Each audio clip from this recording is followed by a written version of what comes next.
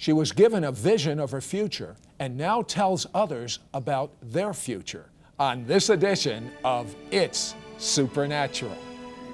Centuries have come and gone, offering wisdom and understanding throughout the ages. Today there should be nothing beyond one's power to discover, and yet the strange, unusual, and mysterious world of the supernatural defies understanding. Stay tuned for a unique and powerful investigation into a curious, undiscovered universe, only on It's Supernatural. Hello, I'm Sid Roth, your investigative reporter. My guest, Janet Morgan, is a school teacher, Jewish, and she begins hearing the audible voice of God all the time. She has a tumor in the brain, supernaturally healed. Janet Morgan, what's a nice Jewish school teacher from Brooklyn going to a Bible study? Well, I was invited to go by a young Jewish man who lived in my building. And looking back, I know I was compelled to go because the day that the Bible study came up, I asked my girlfriend, should I pick her up? She said she wasn't going. And I said, but we have to go. And I went to this strange house with strange people that I didn't know. And I got in there and it was a little strange. And then people start singing. Then they stand up. Then they raise their hands. And I'm like, oh my God, what did I get myself into? How can I get out of here? Fast, and I couldn't. And then somebody whips out a tambourine, and I was sure I had come into some kind of, I don't know, holy roller meeting or something. It was very strange. But I waited, somebody sat down, I sat down. And then a friend of the boy that lived in my building began to do a Bible study, began teaching the Bible.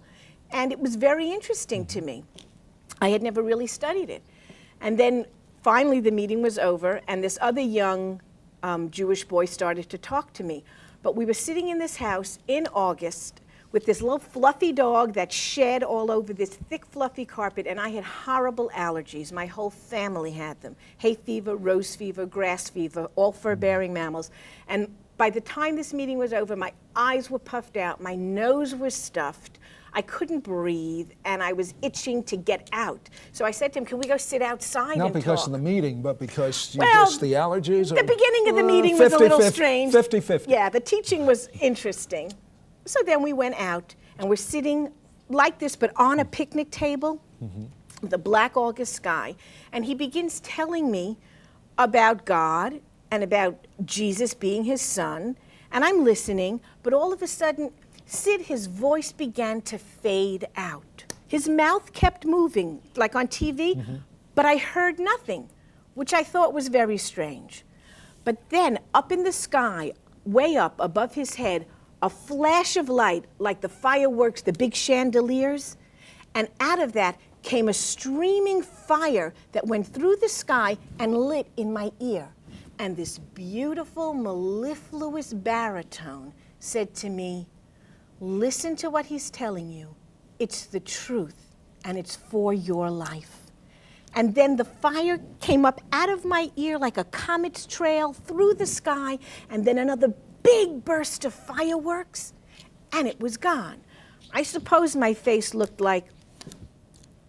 Janet, had this ever happened to you before? No, I had never seen anything like that in my life. I have to ask you a question. Were you drinking at this party? Was not drinking. There was Did you have nothing drugs? going on. No, nothing at all. It was just amazing.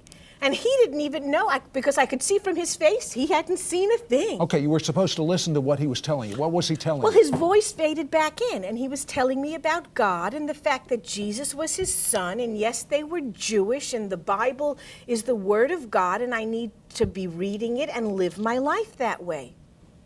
And then he asked me if I had a Bible, and I said I didn't, and he said he'd give me one if I drove him home. So I ended up driving he and this other young man home. And when I went to drop him off at the subway station, the other young man says to me, I can see you're suffering with these allergies, sister. And I was like, uh-huh. And he said, you know, the Bible says that God wants you well. I'm like, that's nice, okay. And he says, you know, and Jesus says that if believers will lay hands on the sick, they will recover. And I'm like, that's nice. And he's like, can we pray for you? And I, through my head went, who would say no to prayer? Of course, Right. Go ahead, pray for me. So they put their hands on my head and they pray and nothing happens. And he goes, and then I drop the other one off. He hands me a Bible and he says, start reading at the book of John. So I go home to my apartment, I get dressed, I get into bed, I'm looking at the Bible and I say, oh, Old Testament, New Testament, Jewish part, Gentile part. Made sense. And I skimmed the beginning, and then I went looking for the book of John, but it was not at the beginning of the New Testament. Matthew was. So I was, already they're trying to pull the wool No over one's my going to eyes. do that to a school No, teacher. no, this was not happening. So I turned to Matthew, and I start reading down the book of Matthew. It says, and these are the generations of Jesus Christ. So-and-so begat, so-and-so begat, so-and-so begat. And I'm halfway down the page, and everybody's begatting, and I'm hysterical laughing. I crack up, I'm laughing. I close the Bible, I'm still laughing. And then I stop and I say, okay, God, tell you what. I've always believed in you. I thought anybody that was intelligent had to believe there was a God. I said, now they're telling me that Jesus is your son, and he was Jewish, and it's all a Jewish thing, and I need to read the Bible and study. So I said, tell you what I'll do, God. I will read the Bible. I will study your Bible, word by word, and I will take it at face value. I will believe it, unless somebody can prove to me that it's not true. Oh, that's a pretty fair I approach. thought so. I said, we got a deal, God. And instantly, my head drained. Do you ever see the Drano commercial? Where it Sure. goes, Yeah. that's what happened to my head. My eyes literally unpuffed. I felt my face unswelled. My nose cleared up. My sinuses emptied. But wouldn't this happen every once in a while anyway? Never, not in August. Anybody with those allergies knows, never clears up. And you never feel your sinuses empty and drain. And I could breathe, and it was August, and I was so proud of myself. I was like, what do you know? There really is a God in heaven. And that was it. And I went on from there, studying and reading the Word of God. I believed, and I was healed. But then God spoke to you again. About 2 weeks later, I was sitting on the subway, I was reading the Bible, and I hear this same mellifluous baritone. And it says to me, isn't it time you made a commitment? So I look around, but nobody's talking to me. I mean, it's a crowded subway, so I ignore it and I go on reading. And then I hear, I said, isn't it time you made a commitment? I'm like, what do you want? What? Janet, hold that thought. We're going to find out how she begins to hear the audible voice of God, has an actual vision in which she sees her future. Don't go away.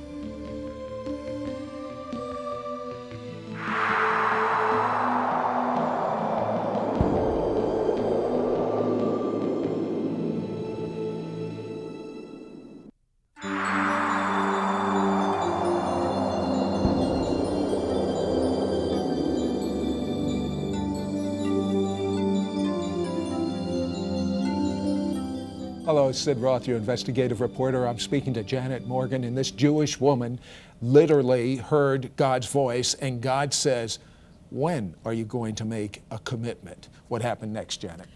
He told me to turn to Mark 16:16, so I turned to it, and it's like the Great Commission, go ye into all the world and make disciples when they believe and be baptized. So I said, you want me to get baptized? And the voice says, would be a good idea. I said, all right, fine. So I went to the Bible study that night, and I told them, I said, listen, God said I have to get baptized. They said, fine, bring something you can get wet in on Sunday. And so I did. And on Sunday, after the meeting, they baptized. But didn't this bother you? I mean, you're Jewish, and Jewish people, we don't know our history. We don't know that baptism started, the whole thing was Jewish, it was mikvah. But we Jewish people usually don't like that idea. Didn't it bother you a little? It didn't bother me simply because at this point I knew I was hearing the voice of God. Okay, so you go through the baptism, and then what?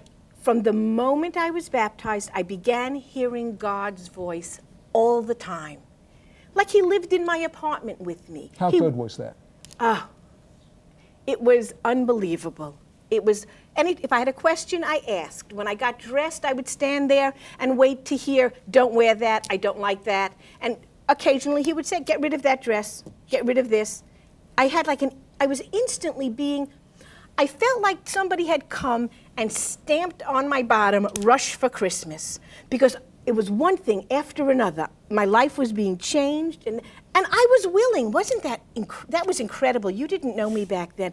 But whatever I heard the Lord speak to me, I was willing to do. Give me one supernatural example of something he said to you.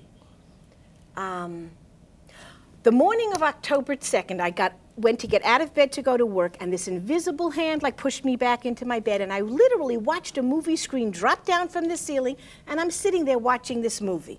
Make a long story short, my mother's in the hospital in a coma, she's dying, I'm standing there praying, and this is what you see on the television This is what I'm screen. watching in the movie. It's like a movie I'm watching. And I'm kind of angry at God because she's dying, and he promised, his promises your family would get saved and everything. And I call for prayer, and the elders come, and they're kind of praying in the corner. And then all of a sudden, above the bed, Jesus appears, and light is emanating out of him. And he turns to my mother and addresses her. And he said, Linda, get up and rise. Do you know who I am? And she does. And she's healed. And she goes walking out. Then he turns to me. And he says, Janet, I want you to know that my words are always true. Every promise I've ever made you and any promise in my word is real and true and will always be for your life.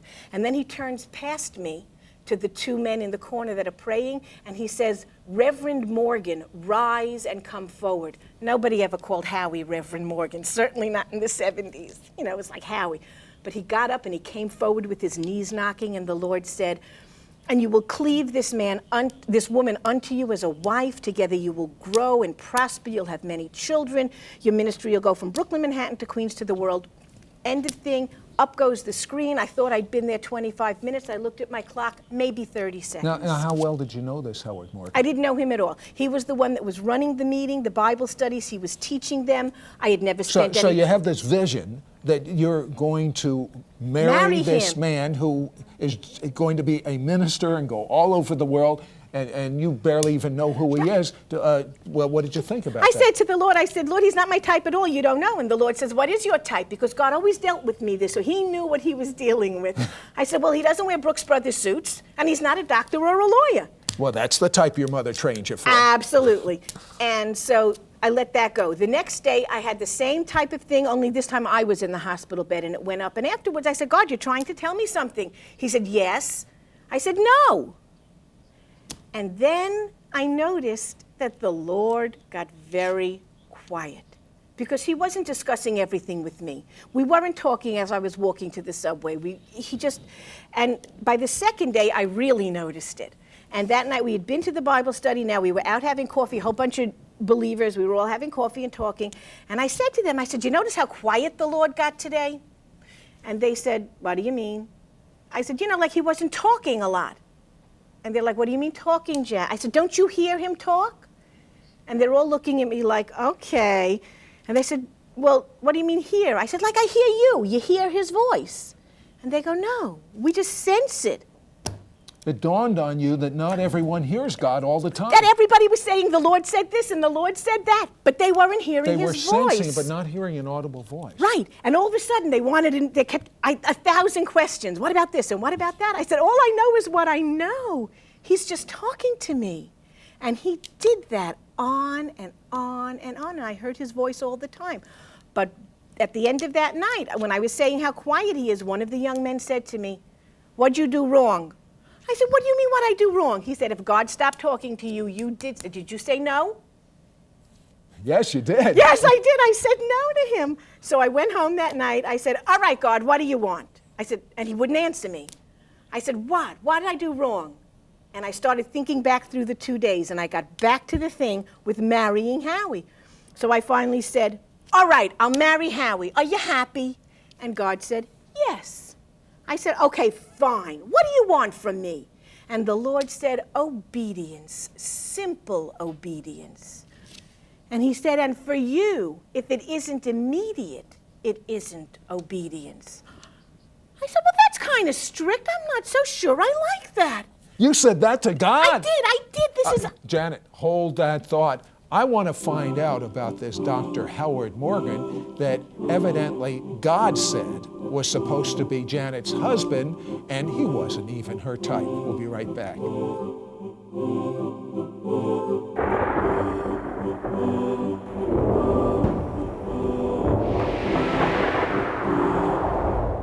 There was another Jewish man who could look into the future and know what would happen. His name, the prophet Isaiah. And in the Jewish scriptures, Isaiah says in the 7th chapter, the 14th verse, "Therefore the Lord himself shall give you a sign. Behold, the young woman shall conceive and bear a son, and shall call his name Emmanuel," God with us. A young woman will have a sign, and this child will be called, God is with us. Now, many Christian translations, this is the approved Jewish scriptures, but many Christian translations say virgin, not young woman. Big difference. Who's right, the Christians or the Jews? We have to go back to the ancient rabbis, 200 years before Jesus came to earth. We had a translation of the best rabbis that were around. It was called the Septuagint, translating from Hebrew to Greek. And they took the only Greek word in this verse that means exclusively virgin. So back then, the ancient rabbis knew that it should be translated this way. "Therefore the Lord himself will give you a miracle sign. Behold, a virgin shall conceive and bear a son, and shall call his name Emmanuel," God with us. His name today, Yeshua the Mashiach.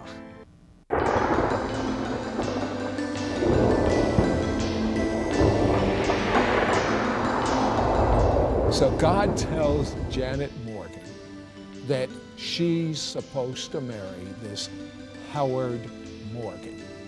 Now, she says, God, he's not my type. But she finally comes to her senses and says, I'll do it, God. Howard Morgan, what about you? You had something to say about it. She didn't tell you anything. How'd you find out? She didn't tell me a thing about it. On December 17th, 1976 this was, which coincidentally was 5 years exactly to the day that I met the Lord Jesus myself. Janet and I had spent a little time in the afternoon. We went out to eat with some friends. I went home. It was about 10 or 11 o'clock at night. And when I walked into my apartment, I closed the door behind me, just opened it up, normally walked in, and said my apartment was filled with a cloud. The presence of God was supernaturally in manifestation. I felt like there was a thick cloud in my apartment. Had you ever seen this? No, I'd never had an encounter like this before, not on this level. You could feel it, see it. It was like a mist was in my apartment, and I could feel it. And I stopped. I mean, as soon as I opened my apartment door, it was there greeting me. And I stopped and I said, Lord, you're here in a special way. You must want to tell me something. And he said these words to me, Howie, you're going to marry Janet. And it was like something inside of me just started welling up. And being the great man of faith that I was, I immediately started doubting this and say, oh, this can't be God, what, you know. And all that night, I was up actually stamping little gospel booklets, and the title of which was An Unbeliever Convinced. And the Lord kind of spoke to me that I'm trying to convince you of this. And because I understood the seriousness of what the Lord was saying to me, I wanted to make sure that I was really hearing God. And what were your thoughts about this? So what did you think that this really was God? Yeah, I did believe that God had really spoken to me because it was such a powerful encounter. But I just, as a pastor of a congregation, I had people that I was responsible for. I knew I didn't want to make the wrong decision and marry the wrong woman. Because after coming to the Lord, I knew that was the most important decision I could ever make. And this, after that, was the most important decision I could make. And I asked the Lord to confirm it. With maybe some of our viewers need to understand that it's okay to ask God to confirm His Word so that we don't make mistakes, especially about really important decisions.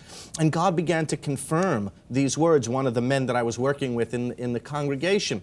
He said to me, when I told him about this, he said to me, you know, I was praying for you, and the Lord told me that you were going to marry a new believer, and it was going to happen soon. When he told me that, I almost literally dropped the phone. Janet was a new believer, and God had said that I was going to marry her. And then other events, things began to happen, and I started developing feelings for Janet. So I went to her one evening. I said to her, I need to talk to you. And went into her apartment, and because if this was not the Lord, if I was missing it in some way, I didn't want to let my feelings start going. I mean, what's she going to say? Yeah, really. I'm thinking, you know, and I said to her, listen, I'm beginning to develop these feelings for you, and if it's really not the Lord, I have to drop it now because I don't want to hurt you, I don't want to hurt me, I don't want to jeopardize anybody in the fellowship. Janet, you said he's not your type. You finally said, okay, God, I'll do what you're saying. Now he comes to you. A cloud comes into his apartment. A voice says to marry you. How did you respond? Well, after I agreed to marry him, I told the Lord that he better have the qualities that I wanted in a husband. And so God said, make a list. So I took out a legal pad and I made a list of all the qualities, little things like great intestinal fortitude, integrity, strength, honesty, little qualities. But then over the next month or so, the Lord would allow me to watch Howard in these situations where I would see these characteristics coming forth, so that by the time he came to me, there was a check next to each one of them on the list. So when he came and said this to me, and also when I had that initial vision, I said to the Lord, should I go and tell him? And the Lord said to me, no, but when he comes to tell you, it will come to pass. So here he was coming to tell me. I walked into my room, picked up the pad, threw it down on the table. Let me tell you, this is funny, because I'm talking to her in her kitchen, and I said to her, I'm developing these feelings, I had this experience, and she got up, Sid. She didn't say a word to me. She just got up and walked out of the room, and I thought, oh my God, I really offended this girl. And I watched her. I distinctly remember watching her walk down the aisle. I wish I had a TV camera on me too. This was so funny. Maybe in heaven we'll all watch this in everybody else's life. I remember watching her walk down the hall and go and get a legal pad. Didn't say a word to me, and just put the legal pad down with this long list of qualities and check marks next to them. And I said to her, what's this? And then she told me about the vision, and she told me about watching these qualities. And Sid, at that moment when we were looking at each other across the kitchen table, it was like the ground opened up and we fell in love with each other supernaturally. Wait. Did you fall in love with him? Right then and there. Really? I had no feelings for him up until that time. I had grown respectful of him as I saw these qualities, but nothing else. Okay, you're happily married and you have a tumor on the brain. Yeah. Tell me about it. This was with my third child. I had bad pregnancies, but this was the worst, and they couldn't do anything for it. After I gave birth, I never got better. The pediatrician said, you need to see an endocrinologist. I went. He sent me for all the tests that were available then. I had CAT scans, I had polytomography, and they came out of it saying... That's brain x-rays. Thank you. And they came out of it saying, well, it looks like there's a microadenoma on your pituitary, but we have to wait for it to grow bigger so we can go in if we're going to operate. Sounds pretty bad to me. It was, because as we waited, I got tunnel vision till I was only seeing like this and pounding in my head. I couldn't walk. I was bedridden. I had a 5-year-old, a 2.5-year-old, and an infant. We had a big congregation at that point. My life was shut down, and everybody was praying. We had people pray. We had tried everything. My Jewish doctor had us try one medication, didn't work. Bottom line, what happened? One night somebody came and prayed for me, who had prayed for me before. I went to sleep that night, nothing. Got up the next morning, and I was fine. I woke up. I didn't hear banging in my head. I didn't have tunnel vision. I could see. I woke him. I said, Howie, I can see, I can hear. What did the doctor say? We went back to see Dr. Spergel, my Jewish doctor. You do his imitation with... Because he had been walking with us through this and all the things, and he said to us, we can't do anything. And he had a long beard. He stroked his beard as he looked over his desk and said to me, laying on of hands, huh? Because he had heard about, this gift. Okay. But a few years later, you had the x-ray. What did it show? First, he asked me to go for another CAT scan right then and there. He paid for it. He said it looks fine. Several years later, I was having another problem. They sent me for an MRI. After they took it, the technologist comes out and says, you have a brain tumor sometime? He was man. Japanese. He could tell you had one and you didn't have one. This is what Yes. we said, and we came inside and we said, how do you know this? And he showed us where it was but wasn't, without scarring, without signs from any drugs. It's true. It's true. God is real, and God is not a respecter of persons. And I can tell you, I can feel his love for you right now. It's actually going right through your television set. And the love of God, this isn't a natural thing, this is a supernatural thing. The love of God, you ask God, say, who is Jesus? And reach out and hug him. He's going to hug you back. You watch, it's true. He really does love you.